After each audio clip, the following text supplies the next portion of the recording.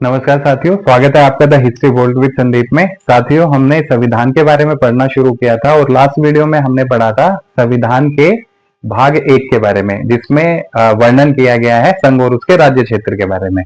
और ये जो पहला भाग है, इसमें 4 आर्टिकल्स दिए गए थे जो संघ और उसके जो राज्य क्षेत्र हैं उनके बारे में हमें एक विस्तृत जानकारी देते हैं। तो साथियों, हम लोग जानते हैं कि भारतीय संविधान में कुल 22 भाग हैं। तो उसी में से भाग 1 को हम पूरा कर चुके हैं। आज हम पढ़ने वाले हैं भाग 2 के बारे में। ठीक है, तो भाग 2 किससे संबंधित है? भाग 2 जो है वो नागरिकता से संबंधित है। ठीक, तो होता क्या है कि ये जो भाग दिया गया है भाग 2, इसमें इस बात का उल्लेख किया गया था कि जब भारत का संविधान लागू हुआ 26 जनवरी 1950 को, तो उस समय कौन कौन से व्यक्ति भारत के नागरिक थे या किन व्यक्तियों को भारत का नागरिक माना गया, तो इस बात का उल्लेख भाग 2 में मिलता है। हालांकि इस भाग 2 में कोई बहुत ज्यादा विस्तृत या कोई स्थायी प्रबंध नागरिकता को लेके नहीं दिया गया है, बल्कि नागरिकता से संबंधित सारे के सारे अधिकार संसद को दिए गए हैं कि भाई संसद नागरिकता से संबंधित कानून बनाएगी और उन कानूनों के माध्यम से ही पता चलेगा कि कौन व्यक्ति भारत का नागरिक है, किसे भारत की नागरिकता दी जानी चाहिए, किसे भारत की नागरिकता छोड़नी है और कौन व्यक्ति कितने समय तक भारत का नागरिक है। तो इन सारे मसलों के ऊपर कानून बनाने का हक संविधान ने संसद को दिया है। तो हम लोग भाग 2 को पढ़ने वाले हैं जिसमें नागरिकता के बारे में दिया गया है। तो भाग 2 की अगर बात करें साथियों, तो इसमें अनुच्छेद 5 से लेके अनुच्छेद 11 शामिल है। ठीक है, अनुच्छेद 5 से लेकर अनुच्छेद 11 कौन से भाग में आते हैं? तो ये भाग 2 में आते हैं संविधान के। और संविधान का जो भाग 2 है वो नागरिकता के बारे में जो है हमें जानकारी प्रदान करता है, या नागरिकता को लेकर उसमें अलग अलग जो प्रावधान है उनका उल्लेख किया गया है। ठीक है, और एक चीज अभी हमने क्या जानी, हमने ये जानी कि भाई 26 जनवरी 1950 को किन किन व्यक्तियों को भारत के नागरिक के रूप में मान्यता दी गई थी, उनके बारे में हमें भाग 2 से जानकारी मिलती है। ठीक है, तो इसी सिलसिले में हम ये चीज पढ़ने वाले हैं कि इन अनुच्छेदों में क्या क्या बातें दी गई हैं। इसके अलावा एक चीज और हमारे सामने क्या आई कि नागरिकता से संबंधित सारे के सारे अधिकार किसके पास में है? संसद के पास में है। ठीक है, जो इंडियन पार्लियामेंट है, पार्लियामेंट के पास में नागरिकता से संबंधित कानून बनाने का अधिकार है और संसद उन कानूनों के माध्यम से ही परिभाषित करती है कि कौन व्यक्ति भारत का नागरिक है, किस व्यक्ति को भारत की नागरिकता दी जानी चाहिए और नागरिकता देने का तरीका क्या है। ठीक है, तो कानूनों से पता चलता है। और इसी संदर्भ में जब भारतीय संविधान लागू हो गया 26 जनवरी 1950 को, तो संसद ने एक कानून पास भी किया था। ठीक है, और वो कानून था नागरिकता अधिनियम 1955। ठीक है, तो संविधान में लिखा गया कि भाई नागरिकता से संबंधित कानून बनाने का किसके पास में है? पार्लियामेंट के पास में है। तो पार्लियामेंट ने क्या किया? 1955 में एक एक्ट बनाया। ठीक है, इंग्लिश में इसको कहते हैं सिटीजनशिप एक्ट, नागरिकता अधिनियम। ठीक है, 1955। और ऐसा नहीं है कि ये कानून एक बार बन गया तो वही कानून अभी तक चलता हुआ आ रहा है। टाइम टू टाइम जैसे जैसे समय के अनुसार जरूरत पड़ी, इस एक्ट के अंदर, इस सिटीजनशिप अधिनियम, इस सिटीजनशिप एक्ट या नागरिकता अधिनियम में क्या किए गए? संशोधन भी किए गए। ठीक है, अमेंडमेंट्स। और देखा जाए कब कब ये अमेंडमेंट्स हुए हैं, तो ये अमेंडमेंट्स हुए हैं साथियों 1955 में बना था, पहला हुआ 1986 में, उसके बाद 1992 में, फिर 2003 में, 2005 में, 2015 में और 2019 में। हालिया जो संशोधन है वो 2019 में हुआ है। ठीक, तो नागरिकता अधिनियम जो कि 1955 में संसद ने लागू किया था, इस अधिनियम में समय के अनुसार, क्योंकि अब कोई भी एक कानून बहुत पहले बना हुआ है तो उस समय की परिस्थितियां अलग थी और धीरे धीरे समय के साथ परिस्थितियां भी बदलती हैं, तो कानून में कुछ सुधार करने की भी गुंजाइश हो जाती है। तो उसी तरीके से जब किसी भी संविधान के किसी प्रावधान में बदलाव करते हैं कुछ, तो उसे संशोधन कहा जाता है, इंग्लिश में कहते हैं अमेंडमेंट्स। तो इस कानून में भी समय समय पे संशोधन किए गए, और वो संशोधन कब कब हुए, तो 1986 में, 1992 में, 2003 में, 2005 में, 2015 में और 2019 में। तो ये सिटीजनशिप एक्ट के बारे में कुछ इंफॉर्मेशन है। बाद में इस एक्ट को फिर से देखेंगे। तो अभी चलते हैं हम हमारे अनुच्छेद 5 से 11। तो ये चीज भी इंपॉर्टेंट है, ऐसा नहीं है कि हमें सिर्फ आर्टिकल्स ही पढ़ने, इस चीज को भी पढ़ना जरूरी था। तो मैंने ये चीज आपको पहले ही बता दी। क्यों? क्योंकि संविधान में लिखा गया है कि भाई नागरिकता से संबंधित कानून कौन बनाएगा? संसद। तो वी हैव एग्जाम्पल कि भाई ये वाला जो सिटीजनशिप एक्ट है 1955 में आया था, और जैसे जैसे जरूरत पड़ी इसमें अमेंडमेंट्स भी हुए 1986, 1992, 2003, 5 और 15 और लास्ट में 19 में। अब चलते हैं हम आर्टिकल्स की तरफ। ठीक है, एक एक आर्टिकल्स को पढ़ने की कोशिश करते हैं कि भाई ये आर्टिकल किस बात के साथ क्या डील करते हैं और हमें क्या जानकारी देते हैं। तो अगर हम देखें सबसे पहले हम आर्टिकल 5 अनुच्छेद 5 की अगर बात करें, तो अनुच्छेद 5 में क्या है? ठीक है, तो अनुच्छेद 5 क्या बताता है कि जब संविधान लागू हुआ उस समय कौन व्यक्ति भारत का नागरिक था। ठीक है,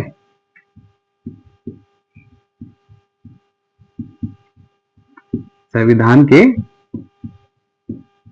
प्रारंभ पर अधिवास द्वारा नागरिकता। ये थोड़ा टिपिकल सी लाइन है, इजी कर लेते हैं। मतलब क्या है? ठीक है, ये वर्णन किया गया है, ये उल्लेख किया गया आर्टिकल 5 में। आर्टिकल 5 क्या कहता है कि भाई संविधान के प्रारंभ पर अधिवास द्वारा नागरिकता। क्या मतलब है कि जब संविधान लागू हुआ, कब? 26 जनवरी 1950 को। तो इसका क्या मतलब आएगा कि कौन उस समय नागरिक किसे कहा गया था या किसे नागरिक माना गया था। ठीक है, नागरिक कौन है?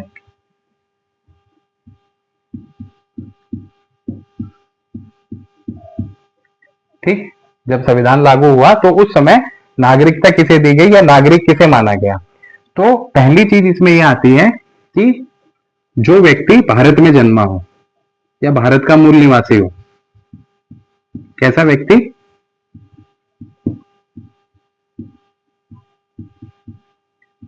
भारत का मूल निवासी हो। ठीक है, पहली शर्त तो ये है। इसके अलावा ये तो हो गया कि वो भारत का मूल निवासी होना चाहिए। इसके अलावा और भी कुछ शर्तें हैं। उस व्यक्ति के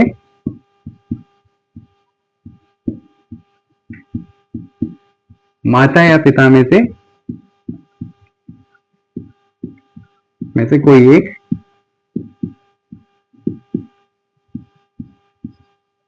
एक अविभाजित राष्ट्र में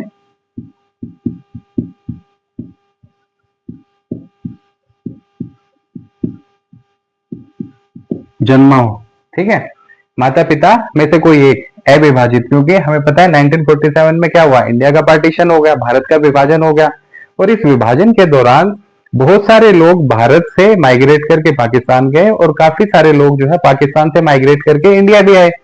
तो ऐसे लोगों को अब इंडिया के अंदर अकोमोडेट करना है, तो इसी चीज को लेके जो है भाग 2 में ये अलग अलग प्रावधान किए गए।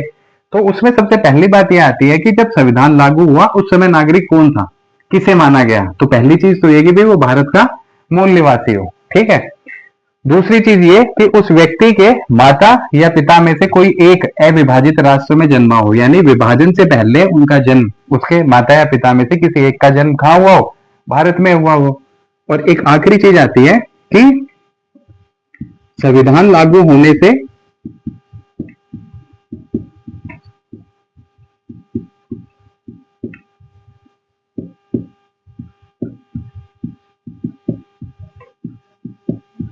संविधान लागू होने के 5 वर्ष पूर्व से वह व्यक्ति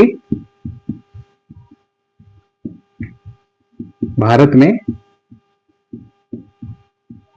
रह रहा हो।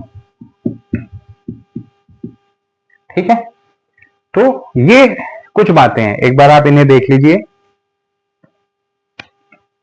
क्या क्या प्रावधान इसमें किए गए हैं।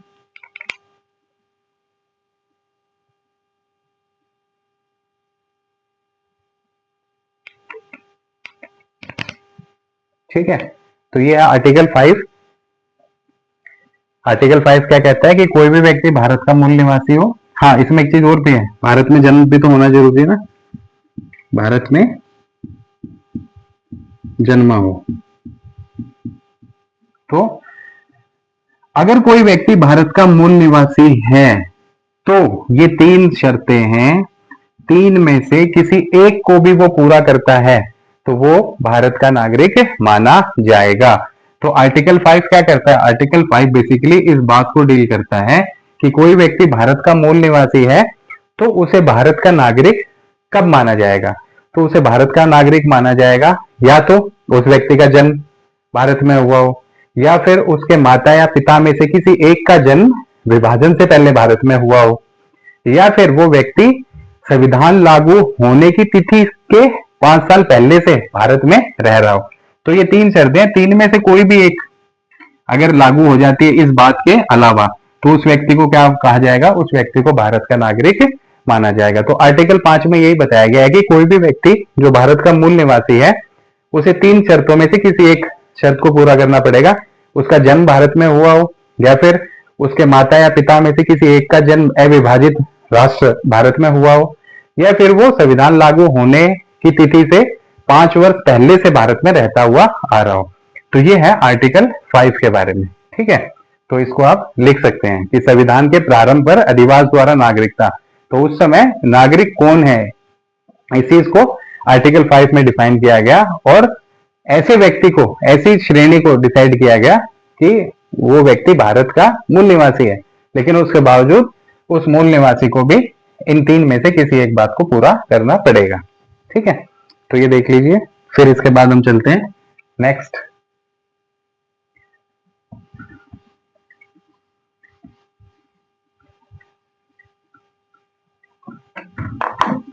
नेक्स्ट आता है साथियों आर्टिकल 6, अनुच्छेद 6। अनुच्छेद 6 क्या बताता है? अनुच्छेद 6 बताता है कि पाकिस्तान से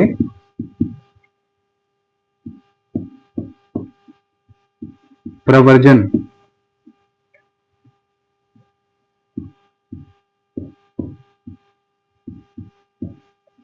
करके भारत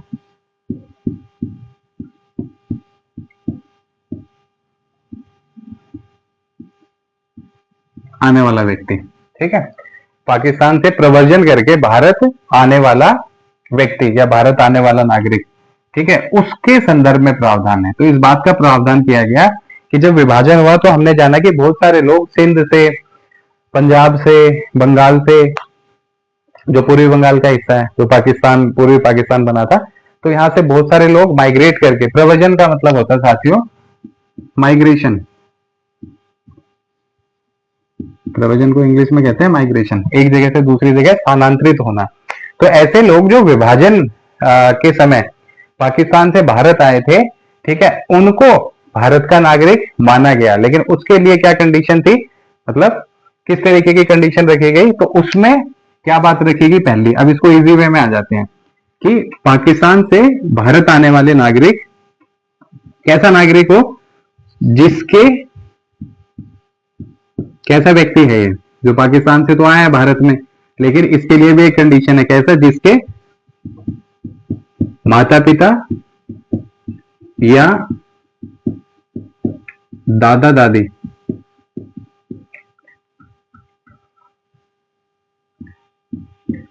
इनमें से किसी का भी जन्म कहां हुआ हो, भारत में,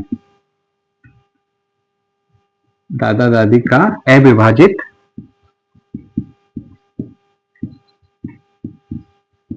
भारत में जन्म हुआ हो, यानी एक ऐसा व्यक्ति जो पार्टीशन के समय पाकिस्तान से माइग्रेट करके इंडिया आता है, ठीक है, तो उसे भी भारत का नागरिक माना जाएगा, लेकिन उसके लिए कुछ शर्तें हैं। ठीक, तो वो व्यक्ति कैसा व्यक्ति है? जिसके माता पिता या दादा दादी में से कोई भी अविभाजित राष्ट्र में यानी विभाजन से पहले भारत में जन्मे हो। तो ऐसा व्यक्ति अगर पाकिस्तान से माइग्रेट करके इंडिया आता है तो उसे नागरिकता किस आधार पर दी जाएगी? तो इस व्यक्ति को नागरिकता देने के लिए दो शर्तें हैं। ठीक है, पहली शर्त क्या है कि वो व्यक्ति 19 जुलाई 1948, ठीक है, 19 जुलाई 1948 से पहले अगर वो भारत आ गया है पाकिस्तान से माइग्रेट करके, एक ऐसा व्यक्ति जिसके माता पिता या दादा दादी अविभाजित राष्ट्र में जन्मे हैं और यह व्यक्ति विभाजन के बाद भारत आ जाता है, लेकिन कब? 19 जुलाई 1948 से पहले। तो ऐसे व्यक्ति को जो 19 जुलाई 1948 से पहले अगर भारत आ जाता है तो इसे भारत का नागरिक माना जाएगा। तो इसको भारत का नागरिक माना जाएगा। इसको किसी प्रकार का कोई माइग्रेशन सर्टिफिकेट दिखाने की जरूरत नहीं है, ठीक है ना, या अप्लाई करने की कोई जरूरत नहीं है, कोई पंजीकरण करवाने की जरूरत नहीं है। लेकिन एक दूसरी कंडीशन भी है। अच्छा, 19 जुलाई 1948 से पहले ये भारत में आ गया और उसी तिथि से जब से आया है ना तब से ये भारत में ही रह रहा है, ठीक है, तो उसे भारत का नागरिक माना जाएगा। इसे किसी प्रकार के माइग्रेशन सर्टिफिकेट की जरूरत नहीं है। लेकिन एक ऐसा व्यक्ति है जो, दूसरी शर्त है, जो 19 जुलाई 1948 को या इसके बाद आया है, इसके बाद अगर भारत आता है तो उसे भी भारत का नागरिक मान लिया जाएगा। लेकिन उसके लिए क्या चीज जरूरी है? उसके लिए जरूरी है कि भाई वो पहले अपना पंजीकरण करवाए, ठीक है। वो व्यक्ति को क्या करवाना पड़ेगा? इस व्यक्ति को 6 माह तक भारत में रह के, 6 माह तक ये भारत में रहे और उसके बाद में क्या करे? ये पंजीकरण करवा दे नागरिकता के लिए।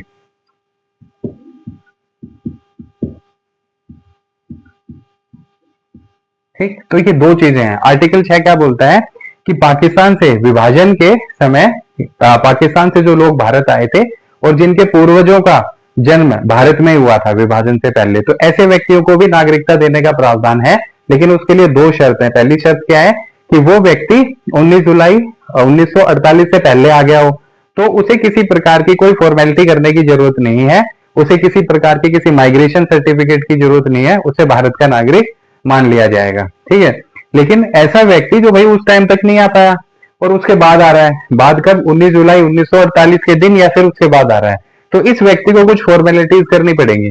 वो क्या है कि भाई इसको अपना रजिस्ट्रेशन करवाना पड़ेगा नागरिकता के लिए, मतलब भारत की नागरिकता के लिए इसे अप्लाई करना पड़ेगा और कम से कम 6 माह तक भारत में रहना पड़ेगा। उस सूरत में जो है इस व्यक्ति को भारत का नागरिक माना जाएगा।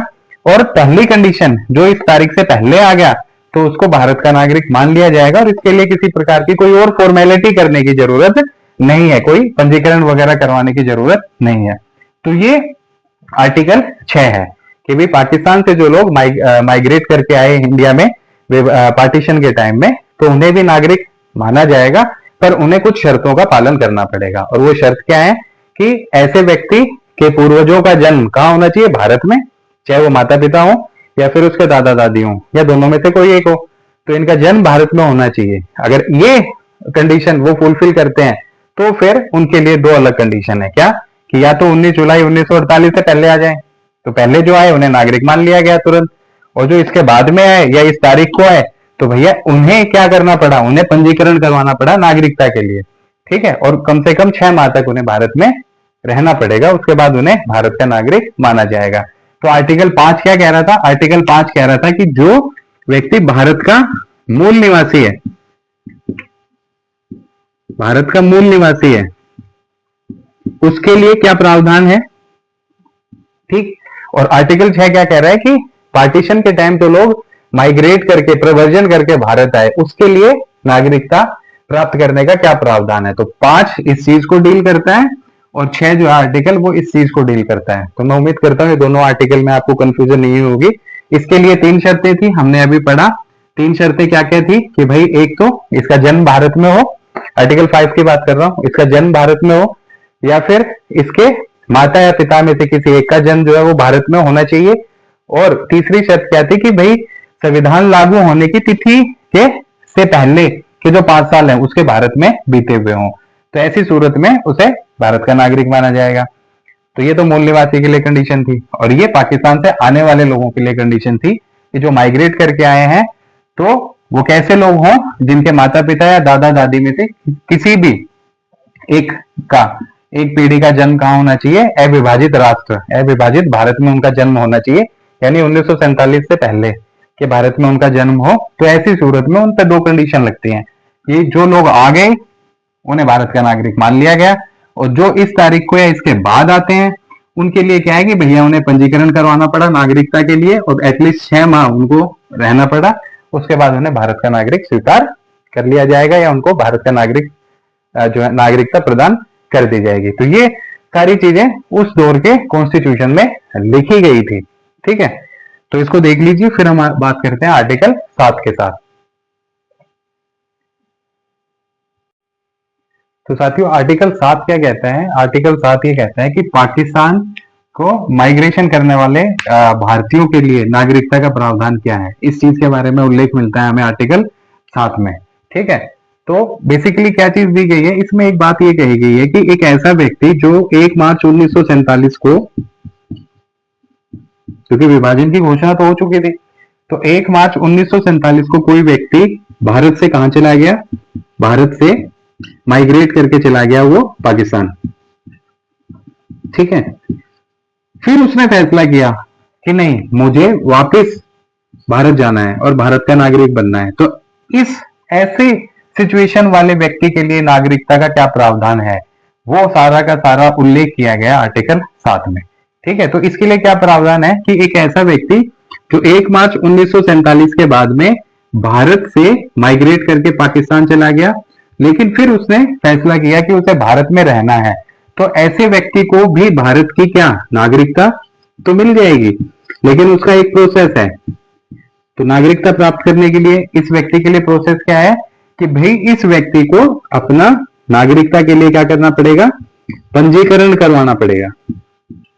नागरिकता के लिए पंजीकरण करवाना पड़ेगा, और पंजीकरण होने के बाद से लगातार 6 माह तक कहां रहना पड़ेगा, भारत में रहना पड़ेगा। तो ऐसे व्यक्ति को क्या है कि नागरिकता जो है वो प्रदान कर दी जाएगी। तो ये आर्टिकल 7 है जिसमें ये लिखा गया कि कोई ऐसा व्यक्ति जो 1 मार्च 1947 के बाद भारत से माइग्रेट करके प्रव्रजन करके पाकिस्तान जाता है, लेकिन फिर वो फैसला करता है कि उसे पाकिस्तान नहीं भारत में ही रहना है, तो ऐसे व्यक्ति को भी भारत की नागरिकता प्रदान कर दी जाएगी। लेकिन उसके लिए प्रोसेस क्या है कि उसे अपना नागरिकता के लिए रजिस्ट्रेशन करवाना पड़ेगा, और रजिस्ट्रेशन के बाद से 6 माह तक भारत में रहना पड़ेगा, तो इस व्यक्ति को भी नागरिकता मिल जाएगी। तो साथियों ये है आर्टिकल 7 इसी चीज को बोलता है। तो एक बार अगर हम रिवाइज करें, 5 में क्या था, 5 में उस व्यक्ति के लिए था जो भारत का मूल निवासी है।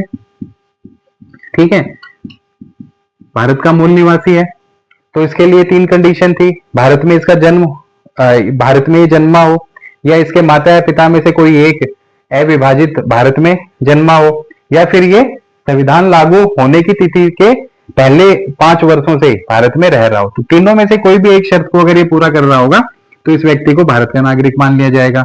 अनुच्छेद 6 क्या कह रहा था, अनुच्छेद 6 कह रहा था कि इसमें ऐसे लोगों के की नागरिकता का प्रावधान है जो कहां जाते हैं, कहां से आते हैं, वो जो पाकिस्तान से इंडिया आते हैं। ठीक है, तो इसके लिए क्या था कि ये व्यक्ति कैसा होना चाहिए कि भाई इस व्यक्ति के जो पूर्वज हैं, ठीक है, इस व्यक्ति के चाहे तो माता पिता या फिर इसके दादा दादी अविभाजित भारत में जन्मे हो, तब 2 कंडीशन है इसके लिए कि या तो ये व्यक्ति 19 जुलाई 1948 से पहले आ गया हो भारत में, तो ऐसे में इसे कोई फॉर्मेलिटी नहीं करनी पड़ेगी और इसे भारत का नागरिक मान लिया जाएगा, भारत की नागरिकता प्रदान कर दी जाएगी।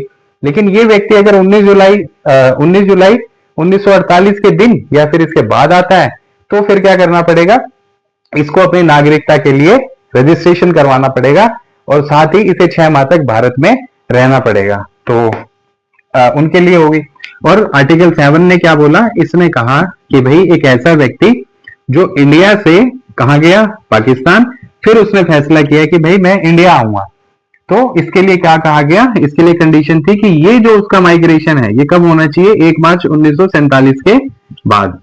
यानी 1 मार्च 1947 के बाद कोई व्यक्ति भारत से पाकिस्तान जाता है, फिर वो फैसला करता है कि नहीं मुझे तो भारत में ही रहना है, तो ऐसे व्यक्ति को भी भारत की नागरिकता मिल जाएगी। लेकिन तरीका क्या है, तो इसको अपना रजिस्ट्रेशन करवाना पड़ेगा नागरिकता के लिए, और पंजीकरण की तिथि से लेके 6 माह तक भारत में रहना पड़ेगा।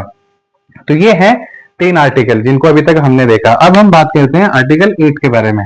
ठीक है, अनुच्छेद 8, 8वां अनुच्छेद क्या कहता है? 8वां अनुच्छेद है साथियों, जो अनुच्छेद 8 है, इसमें किस चीज का प्रावधान है? तो इसमें जो भारतीय मूल के विदेशी व्यक्ति हैं,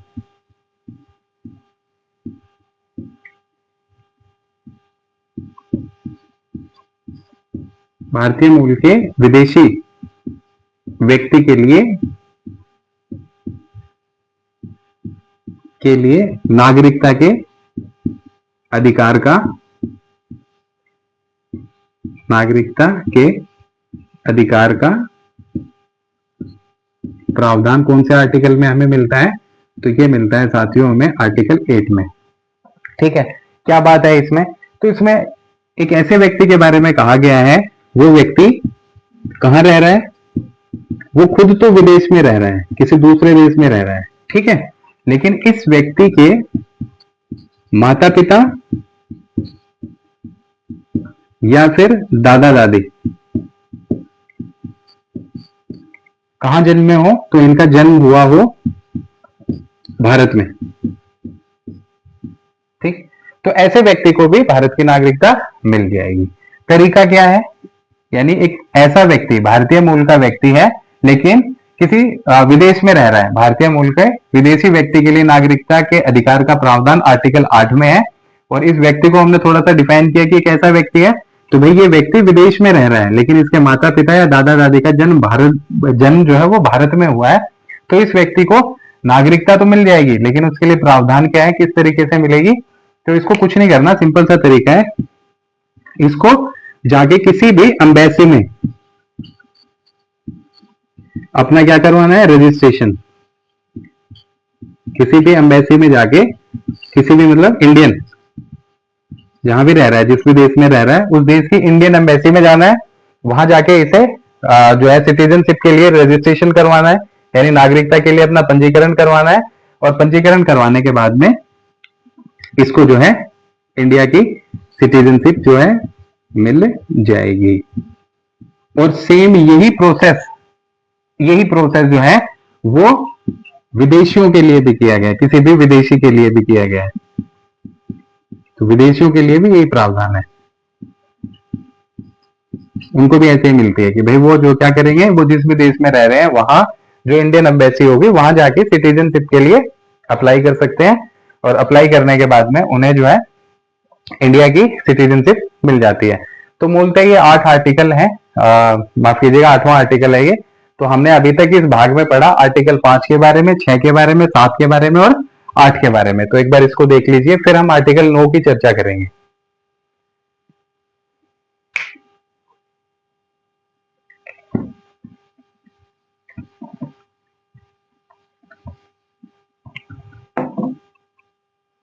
आर्टिकल 9 अनुच्छेद 9 ये क्या कहता है?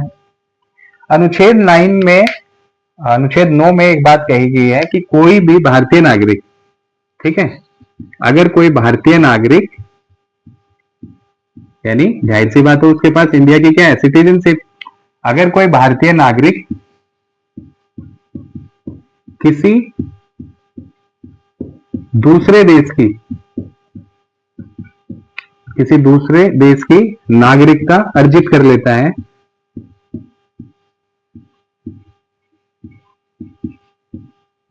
अर्जित करता है, तो क्या होगा? तो भारत की जो नागरिकता है वो खत्म हो जाएगी।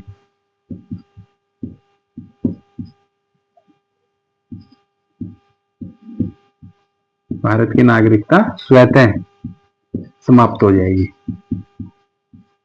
ठीक, तो ये प्रावधान किया गया है आर्टिकल 9 में। क्या कि अगर कोई व्यक्ति जो इंडियन सिटीजन है, ठीक है, भारत का नागरिक है, उसके पास भारत की नागरिकता है, अब उसने फैसला किया कि वो किसी दूसरे देश में जाके सेटल होना चाह रहा है और वहां की नागरिकता लेना चाह रहा है, और उसे उस प्रोसेस को फॉलो करने के बाद में वहां की नागरिकता मिल भी जाती है।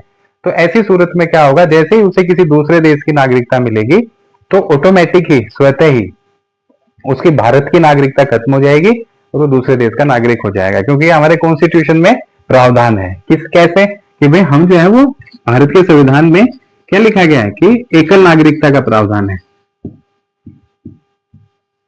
ठीक है ना, एकल नागरिकता का प्रावधान है इंडियन कॉन्स्टिट्यूशन में, सिंगल सिटीजनशिप कोई लिखा गया है। अब एकल नागरिकता का एक दूसरा तरीका भी है जो मैंने पहले बताया कि भारत में अगर कोई व्यक्ति किसी विशेष राज्य में रह रहा है तो वो उस विशेष राज्य का नागरिक ना कह के क्या कहा जाएगा, उसको भारतीय ही कहा जाएगा।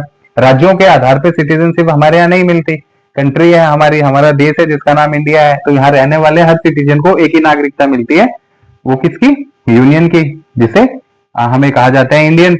स्टेट के हिसाब से कोई नहीं है, ठीक है। दूसरी चीज ये यहाँ पे भी लागू होती है कि अगर हम इंडियन सिटीजन हैं और किसी दूसरे देश की नागरिकता हम ले लेते हैं, प्राप्त कर लेते हैं, तो उसके बाद में ऑटोमेटिक हमारी इंडिया की नागरिकता जो है वो खत्म हो जाएगी। तो इस बात को लिखा गया है आर्टिकल 9 में। तो कोई भारतीय नागरिक अगर किसी दूसरे देश की नागरिकता अर्जित करता है तो भारत की उसकी नागरिकता स्वतः ही समाप्त हो जाएगी। इस चीज का वर्णन कहाँ है, तो इस चीज का वर्णन है साथियों आर्टिकल 9 में, ठीक। अब आर्टिकल 10 क्या कहता है, आर्टिकल 10 ये कहता है,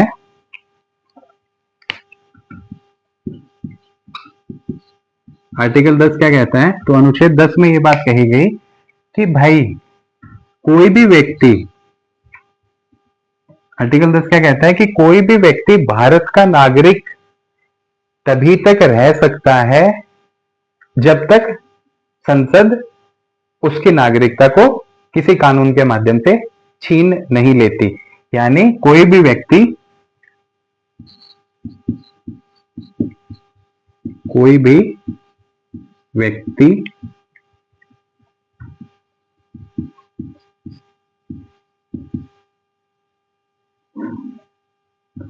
भारत का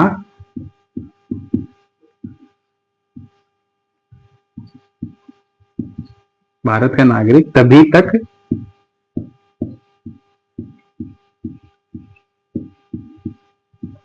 रह सकता है जब तक संसद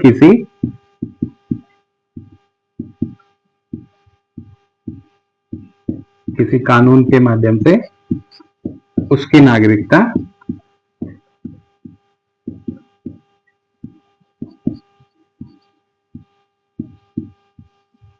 समाप्त नहीं करती।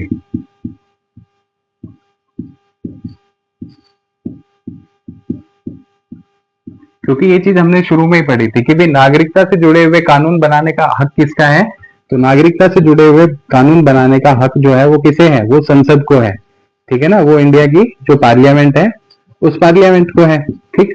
तो अनुच्छेद 10 यही कहता है कि भी कोई व्यक्ति जिसके पास इंडिया की सिटीजनशिप है, वो व्यक्ति भारत का नागरिक है, उसके पास भारत की नागरिकता है, तो वो तभी तक तभी तक उसे भारत का नागरिक माना जाएगा जब तक संसद चाहेगी। अगर संसद इसी बीच कोई कानून बना लेती है जो उस व्यक्ति के अधिकार के खिलाफ जाता है, तो उस व्यक्ति की नागरिकता खत्म हो जाएगी। और अगर संसद कोई ऐसा कानून नहीं बनाती जिससे उसकी नागरिकता को कोई खतरा है, तो उस व्यक्ति के पास उसकी नागरिकता रहेगी। तो कोई भी व्यक्ति भारत का नागरिक तभी तक माना जाएगा जब तक संसद किसी कानून के माध्यम से उसकी नागरिकता को समाप्त नहीं करती। तो नागरिकता को देने का हक, नागरिकता समाप्त करने का हक, ये किसके पास में है, पार्लियामेंट के पास। और नागरिकता से जुड़े हुए कानून बनाने का हक किसके पास में है, तो भारतीय संसद के पास में है। तो ये अनुच्छेद 10 में है। और इसी तरीके से अगर हम बात करें अनुच्छेद 11 की, ठीक है, तो अनुच्छेद 11 में स्पष्ट तौर पे यही बात लिखी गई है कि भाई नागरिकता से संबंधित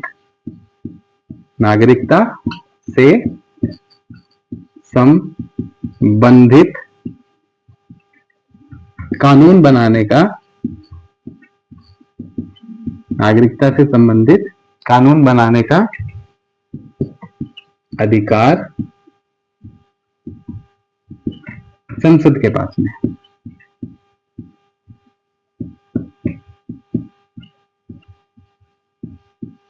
ठीक है, नागरिकता से संबंधित कानून बनाने का अधिकार संसद के पास में है। तो ये है आर्टिकल 11। तो मैं उम्मीद करता हूं कि अभी तक जो हमने पढ़े हैं आर्टिकल 5 जो कि भारतीय मूल के व्यक्ति के लिए है,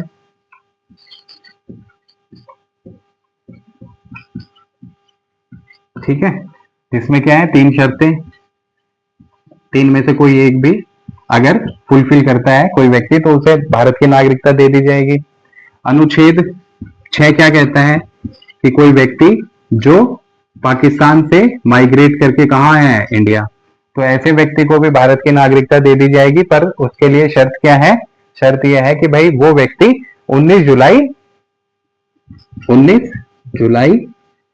1948 से पहले अगर आ गया है तो उसको नागरिकता ऑटोमेटिक मिल जाएगी, कोई प्रोसेस उसको करने की जरूरत नहीं है।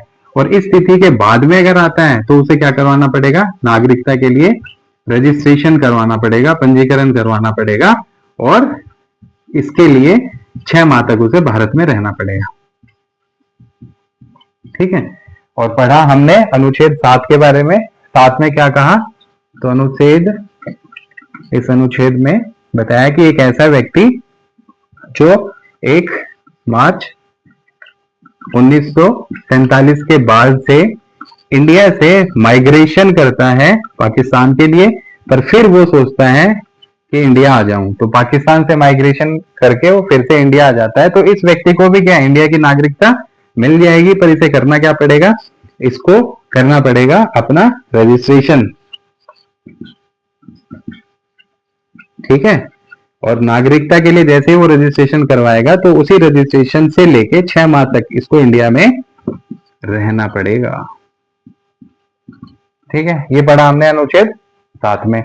और अनुच्छेद 8 क्या कह रहा था, तो अनुच्छेद 8 जो था वो था किसके लिए, भारतीय मूल के विदेशी व्यक्ति के लिए,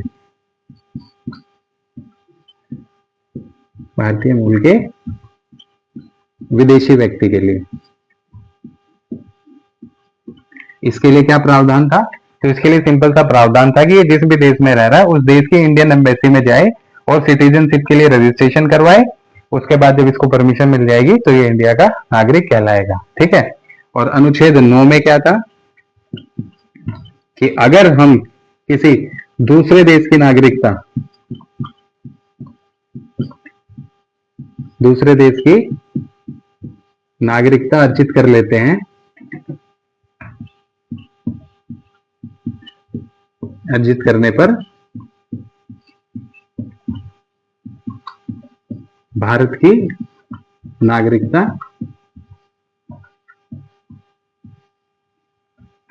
स्वतः खत्म या समाप्त हो जाएगी।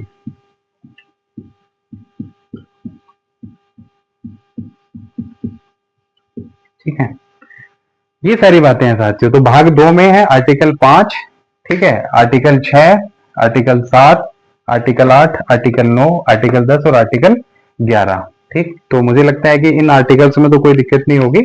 ठीक, 5 को मैंने फिर से एक्सप्लेन, एक बार मैंने लिख दिया है ये मोटा मोटी, ठीक है, क्योंकि अलग अलग एक एक आर्टिकल लिखने पड़ रहे थे। तो 5 में जो प्रावधान है वो भारतीय मूल के लिए भारतीय मूल के व्यक्ति के लिए है। 3 शर्तें हैं, पहला उसका जन्म भारत में हुआ हो, या फिर दूसरी शर्त क्या है कि उसके माता या पिता में से किसी एक का जन्म भारत में हुआ हो, या फिर वो व्यक्ति 26 जनवरी 1950 के पहले 5 सालों से भारत में रह रहा हो। आर्टिकल मतलब इन तीनों में से कोई एक शर्त अगर वो फुलफिल करता है तो उसे भारत का नागरिक माना जाएगा। 6 क्या कहता है कि जो व्यक्ति पाकिस्तान से माइग्रेट करके इंडिया में आए हैं, तो इंडिया में आए हैं और इस व्यक्ति के माता पिता या दादा दादी में से दादा दादी जो है वो अविभाजित राष्ट्र में जन्मे हैं, तो ऐसी सूरत में 2 कंडीशन है। पहली कि अगर वो व्यक्ति 19 जुलाई 1948 से पहले आ गया है तो उसको नागरिकता मिल जाएगी, कोई फॉर्मेलिटीज करने की जरूरत नहीं है। और इस तारीख के बाद अगर आता है 19 जुलाई 1948 के बाद, तो उसे रजिस्ट्रेशन करवाना पड़ेगा, और उस रजिस्ट्रेशन के लिए शर्त क्या है कि वो व्यक्ति 6 माह तक भारत में रह रहा हो। फिर आर्टिकल 7 पे आए, ये इसमें क्या प्रोविजन है कि एक ऐसा व्यक्ति जो 1 मार्च 1947 को इंडिया से माइग्रेट करता है पाकिस्तान, फिर फैसला करता है कि मुझे इंडिया जाना है, तो इस व्यक्ति के पास में प्रोसेस क्या है कि भाई इसे भारत सरकार के पास प्रार्थना पत्र देना पड़ेगा कि भाई मैं वापस आ रहा हूं और अपना रजिस्ट्रेशन करवाना पड़ेगा। जैसे ही इसका रजिस्ट्रेशन हो जाएगा तो उसके बाद से इसको 6 माह तक इंडिया में रहना पड़ेगा, उसके बाद इसको नागरिकता मिल जाएगी। एक ऐसा व्यक्ति जो भारतीय मूल का है लेकिन किसी विदेश में रह रहा है, ठीक है, किसी दूसरे देश में रह रहा है, तो ऐसे व्यक्ति के माता पिता या दादा दादी भारत में जन्मे हो और इस व्यक्ति को भी भारत की नागरिकता मिल जाएगी। बस इसको क्या करना है, अपने उस देश की इंडियन एम्बेसी में जाके रजिस्ट्रेशन के प्रोसेस को फॉलो करना है, अप्लाई करना है और उसके बाद ये भारत का नागरिक। अनुच्छेद 9 क्या कहता है कि अगर कोई भारतीय नागरिक किसी दूसरे देश की नागरिकता ग्रहण कर लेता है तो उसकी भारतीय जो नागरिकता है वो खत्म हो जाएगी। अनुच्छेद 10 क्या कहता है कि किसी भी व्यक्ति की नागरिकता छीनने का अधिकार संसद के पास में है, किसी भी व्यक्ति की नागरिकता को खत्म करने का अधिकार संसद के पास में है, किसी भी व्यक्ति को नागरिकता देने का अधिकार संसद के पास में है। 11 क्या कहता है कि भी नागरिकता से जुड़े हुए सभी प्रकार के कानून किसे बनाने हैं, तो ये बनाने हैं साथियों संसद को। तो ये था भाग 2, इसको देख लीजिए, फिर 1-2 कुछ और पॉइंट्स हैं हमको देखेंगे, फिर इस टॉपिक को खत्म करेंगे।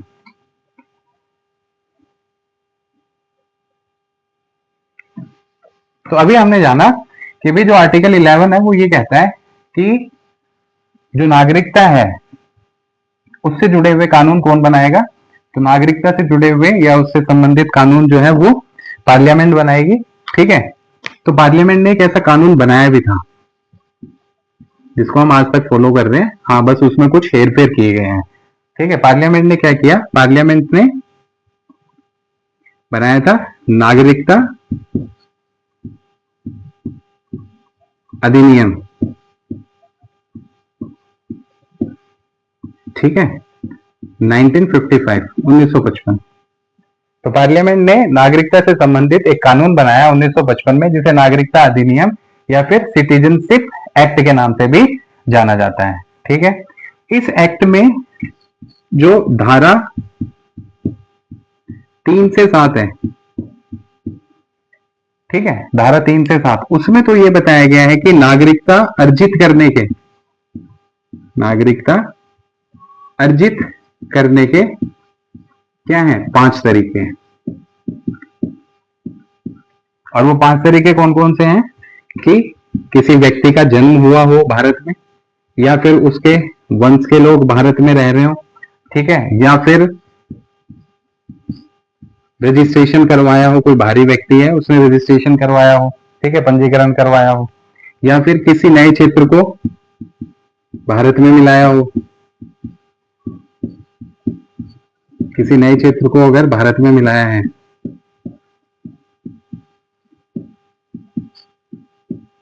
मिलाने पर जब भी किसी नए क्षेत्र को भारत में मिलाया जाएगा तो क्या होगा, वहां रहने वाले नागरिकों को भी भारत की नागरिकता दी जाएगी, क्योंकि अब वो क्षेत्र क्या है, जो संघ है, इंडियन यूनियन है, उसका हिस्सा है। और एक तरीका है देशीयकरण,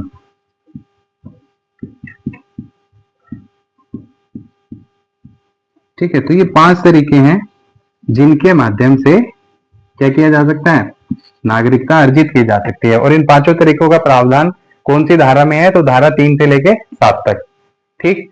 और ये धारा कौन से एक्ट की है, तो ये नागरिकता अधिनियम 1955 की है।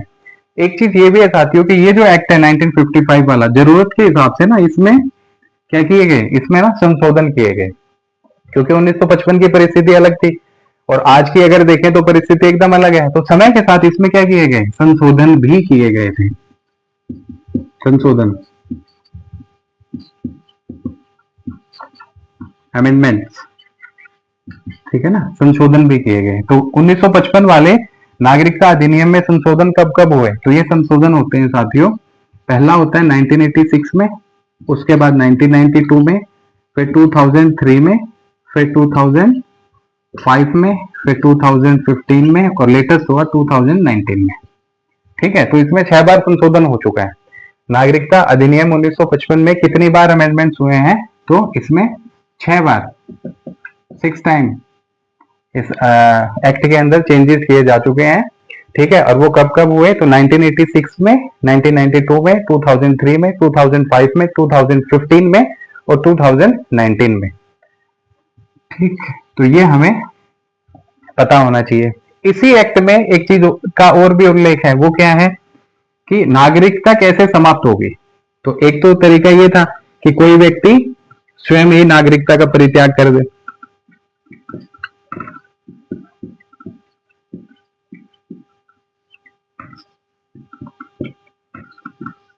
अगर कोई खुद से ही अपनी नागरिकता छोड़ दे, तो एक तरीका तो ये, तीन तरीके बताए गए हैं इसी एक्ट में। धारा है 8 से 10। धारा 8 से 10 में क्या बताया गया है कि तीन तरीके हैं जिनसे भारत की नागरिकता खत्म होती है किसी भी व्यक्ति की। तो एक तो है कि स्वयं ही नागरिकता का परित्याग कर दे। एक बताया गया है कि किसी दूसरे देश की नागरिकता ले ले।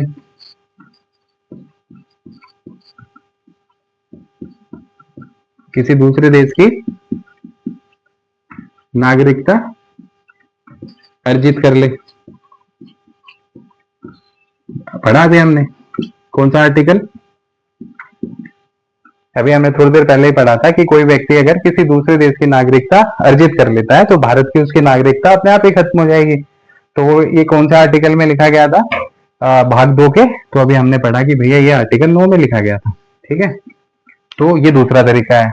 और एक है संसद कानून बना के।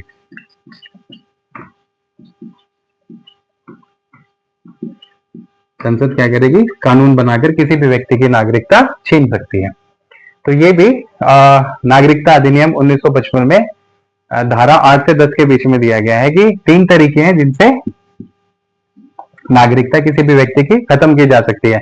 एक तो वो खुद ही नागरिकता छोड़ दे, दूसरा वो किसी दूसरे देश की नागरिकता अर्जित कर ले तो अपने आप उसकी भारत की नागरिकता खत्म हो जाएगी।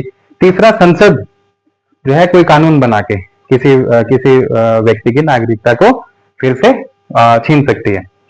तो ये तीन तरीके इसमें बताए गए। तो ये है नागरिकता अधिनियम 1955। एक बार आप देख लीजिए कब आया, 1955 में। कितने अमेंडमेंट्स हुए, 6 हुए हैं। कब कब हुए, 1986, 1992, 2003, 2005, 2015 और 2019। ठीक है, इसी अधिनियम की धारा 3 से 7 में बताया गया है कि नागरिकता अर्जित करने के 5 तरीके हैं।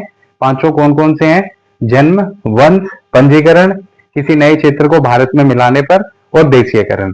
और इसी एक्ट की धारा 8 से 10 में बताया गया है कि तीन तरीके हैं जिनसे किसी व्यक्ति की नागरिकता खत्म की जा सकती है। तो वो तीन तरीके क्या हैं कि वो व्यक्ति स्वयं ही नागरिकता का परित्याग कर दे, या फिर वो व्यक्ति किसी दूसरे देश की नागरिकता को अर्जित कर ले, या फिर संसद कानून बना के उस व्यक्ति की नागरिकता को वापिस ले ले। तो इन तीन तरीकों के माध्यम से नागरिकता को खत्म किया जा सकता है। तो ये थोड़ा सा हम ध्यान में रखेंगे जब भी हम भाग 2 के बारे में बात करेंगे। तो ये चीजें हैं, ठीक है। तो मोटा मोटी आप चाहें तो इसे लिख सकते हैं, याद कर सकते हैं। और एक चीज हमें देख ही लेते कि हमारे यहाँ एकल नागरिकता का ही प्रावधान है ना। ये मैंने अभी बताया था कि भाई हमारे यहाँ एकल नागरिकता का ही प्रावधान है।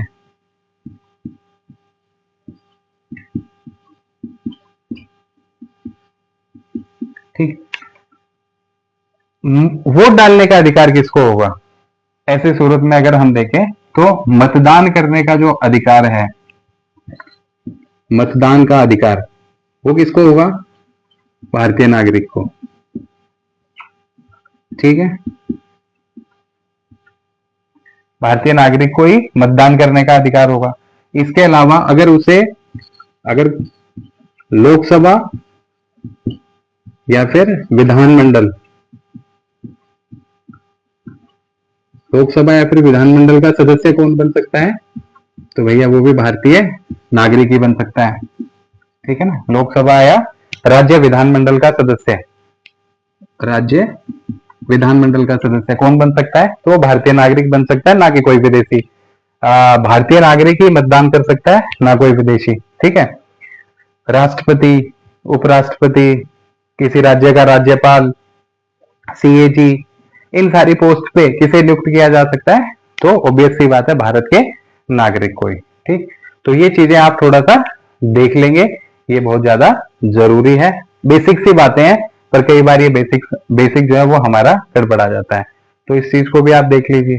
ठीक, तो हमने कुल मिला के भाग 2 को भी खत्म कर लिया है। भाग 2 में हमने आर्टिकल पढ़े 5, 6, 7, 8, 9, 10 और 11। ठीक है, 5 में बताया गया एक ऐसे व्यक्ति के बारे में जो भारत का मूल निवासी है। 6 में बताया गया एक ऐसे व्यक्ति की नागरिकता के अधिकार के बारे में जो पाकिस्तान से विभाजन के समय माइग्रेट करके आता है। और जो आर्टिकल 7 है उसमें बताया गया कि एक ऐसा व्यक्ति जो 1 मार्च 1947 के बाद भारत से पाकिस्तान चला जाता है और पाकिस्तान से भारत आ जाता है, तो ऐसी सूरत में उसके नागरिकता का अधिकार उसे कैसे मिलेगा। ठीक है, 8 में बताया गया कि कोई व्यक्ति जिसके माता पिता या दादा दादी भारत में जन्मे हो लेकिन वो व्यक्ति विदेश में रह रहा है, तो इस सूरत में उसे नागरिकता का अधिकार कैसे मिलेगा। 9 में बताया गया कि अगर कोई व्यक्ति भारत की किसी दूसरे देश की नागरिकता ग्रहण कर लेता है तो भाई उसकी भारत की जो नागरिकता है वो खत्म हो जाएगी। 10 में क्या बताया गया कि किसी भी व्यक्ति के पास भारत की नागरिकता तभी तक रह सकती है जब तक संसद कोई कानून ना बना लाए जिससे उसकी नागरिकता का हनन होता हो। और 11 में बताया गया कि नागरिकता से संबंधित कानून बनाने का जो हक है साथियों वो संसद के पास में है। और इसका एग्जाम्पल है नागरिकता अधिनियम 1955, जिसमें 6 बार संशोधन हुए हैं, 1986, 1992, 2003, 2005, 2015 और 2019। और इसी अधिनियम की धारा 3 से 7 में बताया कि 5 तरीके से हम नागरिकता अर्जित कर सकते हैं: जन्म, वंश, पंजीकरण, देशीयकरण और किसी दूसरे क्षेत्र को जो भारत में मिलाया जाएगा उस सूरत में। और इसी एक्ट की धारा 8 से 10 में बताया गया कि 3 तरीकों से नागरिकता वापस ली जा सकती है। एक, कोई व्यक्ति स्वयं ही नागरिकता छोड़ दे। एक, कोई व्यक्ति किसी दूसरे देश की नागरिकता ग्रहण कर ले। और एक सूरत है जब संसद कोई कानून बना के किसी व्यक्ति की नागरिकता वापस ले ले। ठीक है, तो आज के लिए इतना ही। इस वीडियो में हमने भाग 2 के बारे में पढ़ा। इससे पहले भाग 1 की वीडियो अपलोड हो चुकी है जिसमें आर्टिकल 1, 2, 3 और 4 को हमने अच्छे से पढ़ा है। और इसी के साथ नेक्स्ट वीडियो आएगी भाग 3 के बारे में, और उस वीडियो में हम लोग पढ़ेंगे फंडामेंटल राइट्स के बारे में, मौलिक अधिकारों के बारे में। तो मैं उम्मीद करता हूं मेरे द्वारा दी गई जानकारी आपको पसंद आई होगी। अगर आपके मेरे लिए कोई सुझाव है कि मुझे कुछ बदलाव करने की जरूरत है तो मैं उन सुझावों का इंतजार करूंगा कमेंट्स के माध्यम से।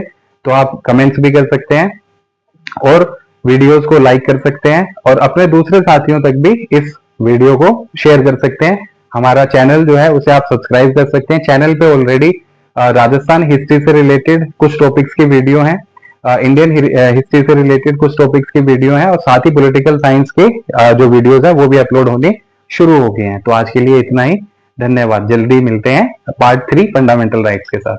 Thank you.